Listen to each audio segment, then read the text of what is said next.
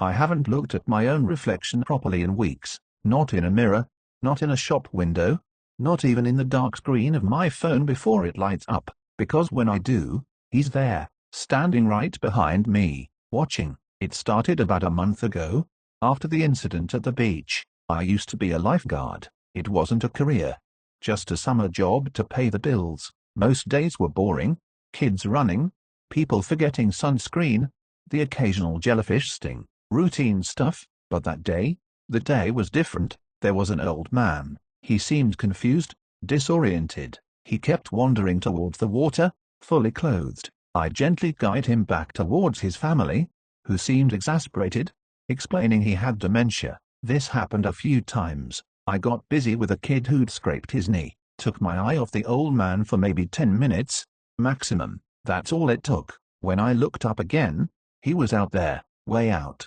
beyond the breakers, where the water gets deep and treacherous. He wasn't swimming, he was flailing, his head bobbing under the waves, panic etched on his face. I blew my whistle, grabbed my float, and sprinted into the surf. The water was cold, the current strong. I swam as hard as I could, my arms burning, my lungs screaming, but I was too late. By the time I reached the spot where I had last seen him, he was gone, just the empty, indifferent gray water. We searched for hours. His body washed up a mile down the coast the next morning. The guilt was immense, crushing. It was my job to watch, to protect, and I'd failed. I hadn't noticed him in time. If I'd just been more vigilant. A few days after the funeral, it started. I was brushing my teeth, staring blankly into the bathroom mirror, and there he was, not in the mirror, exactly, but behind my reflection, the old man. His skin was bloated and pale,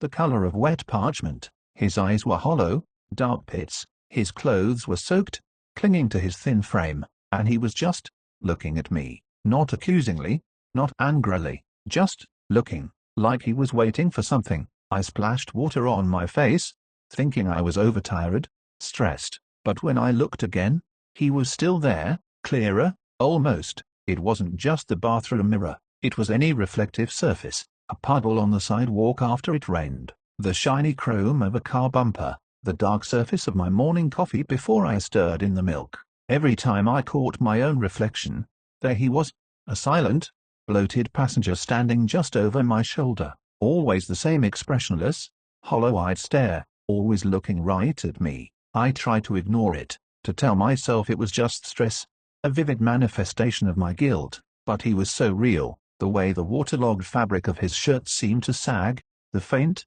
almost imperceptible blue tinge to his lips, details my mind shouldn't have been able to conjure so vividly. Sleep became a battlefield. I'd close my eyes and see him, floating in the darkness behind my eyelids. I'd wake up in a cold sweat, convinced he was standing in the corner of my room, just out of sight. My appetite vanished. I lost weight. The world started to feel thin, unreal, like a poorly projected image. Eventually, I broke down and went to a psychiatrist. I felt like a fool trying to explain it. I keep seeing the man who drowned in reflections. The psychiatrist, a kind woman with tired eyes, listened patiently. She nodded a lot. She called it a grief-induced hallucinatory manifestation, a fancy way of saying my guilt was making me see things. She prescribed some mild anti-anxiety medication and gave me some advice. The most important thing, she said, her voice calm and reassuring, is to try and break the association.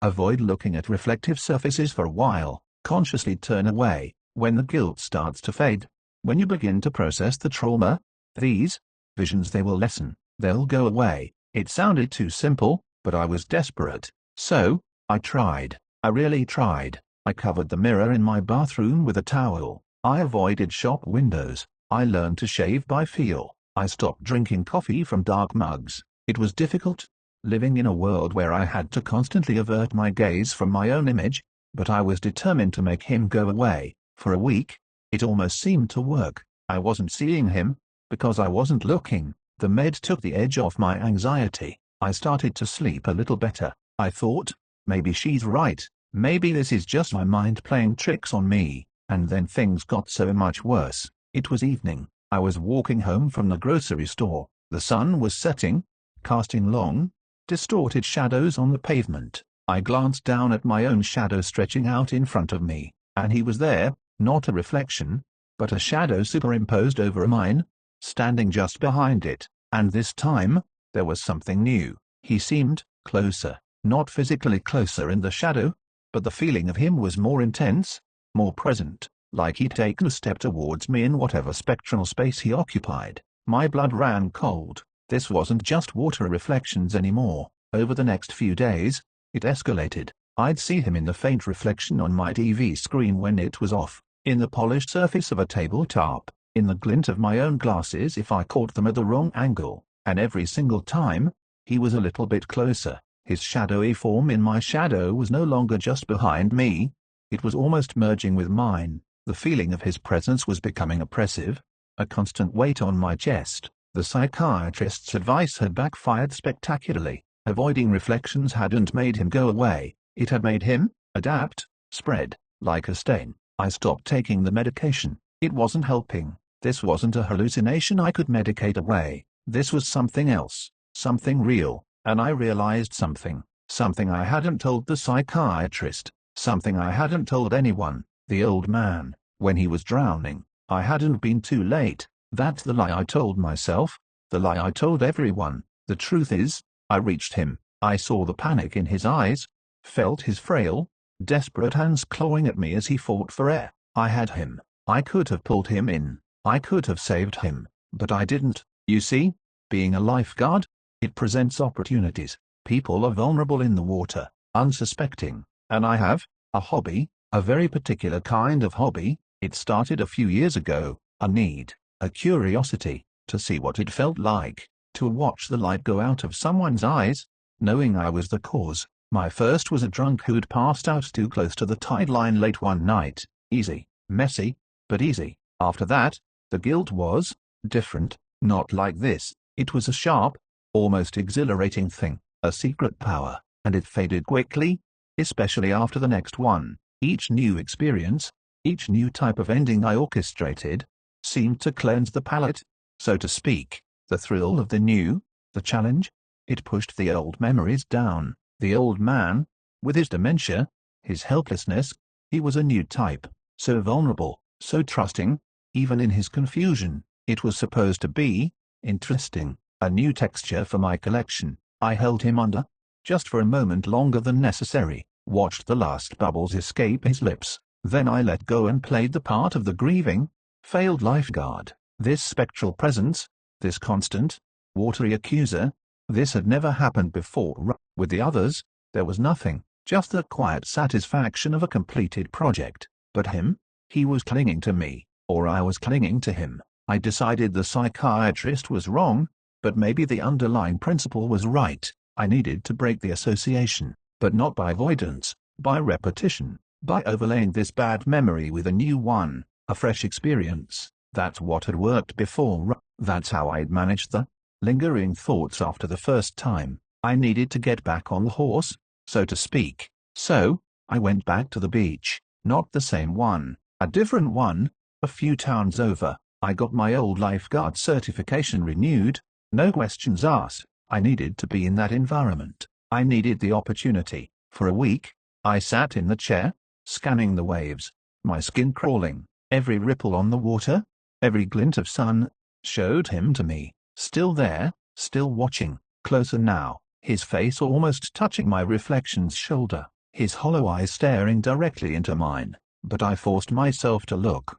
to endure it. I was waiting. Then, I saw her, a young woman, swimming alone, far out from the shore, away from the crowds. She was a strong swimmer, but she was isolated, vulnerable, perfect. This was it. This would fix it. A new memory to overwrite the old. I stood up, grabbed my float, my heart pounding with a familiar, dark excitement that almost drowned out the dread. I jogged towards the water's edge. This time, I wouldn't be too late. This time, I'd be perfectly on time. The first wave washed over my ankles, cold, and then it happened. It wasn't a cramp. It wasn't a stumble. It was hands, icy, impossibly strong hands, erupting from the sand beneath the shallow water, clamping around my ankles like manacles. They were bone-chillingly cold, and their grip was like iron, I cried out, a strangled yelp, and looked down. There was nothing there, just the water swirling around my legs, but the grip was real. It was pulling me down, pulling me towards the deeper water. Panic, raw and absolute, a kind I'd never experienced before, exploded in my chest. This wasn't part of the plan. I thrashed, kicking, trying to break free, but the hands held firm, their grip tightening, dragging me deeper. The water was up to my knees, then my waist. I could feel the sandy bottom dropping away beneath my feet. I screamed, a real scream this time, not the performance I'd perfected. I clawed at the water, at the air, fighting against the invisible force that was trying to drown me. For a terrifying moment, I thought this was it. This was how it ended. The hunter becoming the hunted. With a final, desperate surge of adrenaline, I threw myself backwards, towards the shore, towards the solid ground. The hands resisted for a moment, then, with a reluctance that felt almost like a sigh, they released me. I scrambled back onto the wet sand, gasping, coughing, my body trembling uncontrollably. I lay there for a moment, the sun beating down on me, the sounds of the happy, oblivious beachgoers a million miles away. Then, slowly, I pushed myself up and looked at the water. He was there, standing in the shallow surf, as clear as daylight, not a reflection, not a shadow, him, the old man, bloated, waterlogged, his clothes clinging to him. His hollow eyes were fixed on me, but this time, there was something new, something that sent a sliver of ice straight through my soul. He was smiling, a wide, slow, knowing smile, a smile that said, I see you, I know what you are, and you're not getting away. It wasn't guilt, it wasn't a hallucination, it was him. He was real, and he wasn't just watching anymore, he was interacting, he was protecting others from me. I didn't wait, I didn't think, I just ran. I ran from the beach, from the water, from that smiling, dead man. I ran until I reached my car, and I drove until I reached my apartment. I'm here now. The towel is off the mirror. I can't avoid it anymore. He's there, standing behind me, closer than ever. His smile is gone, replaced by that same, patient, hollow-eyed stare. But now I understand it. It's not blame. It's a promise. What do I do? How do I get rid of him? I can't go back to the beach. I can't go near the ocean. But what if that's not enough? What if, like before, he adapts? What if he starts appearing not just in reflections, but in the room with me? What if those hands aren't confined to the water? I thought I was the predator. I thought I was in control, but I was wrong. I'm haunted. I'm marked.